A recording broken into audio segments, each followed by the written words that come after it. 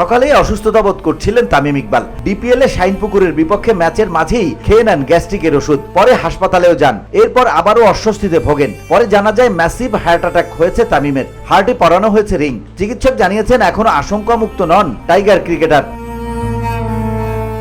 সাভারের কেপিজি বিশেষায়িত হাসপাতালের ডিরেক্টর ডক্টর রাজীব গণমাধ্যমকে বলেন, একটা হার্ট অ্যাটাক হয়েছিল, এটার জন্য একটা এনজিওগ্রাম, এনজিওপ্লাস্ট এবং স্টেন্ট করা হয়। এটা খুবই স্মুথলি এবং এফিসিয়েন্ট হয়েছে। আমাদের যে কার্ডিওলজিস্ট ডক্টর মারুফ আছেন উনি করেছেন, খুব ভালো হয়েছে। ব্লকটা পুরোপুরি চলে গেছে এখন।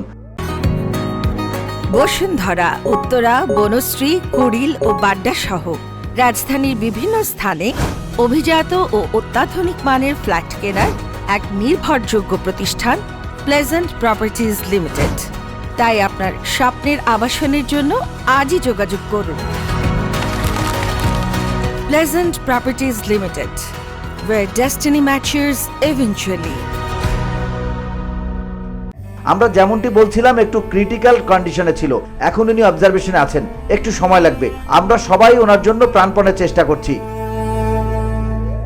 VOD Bangla news desk.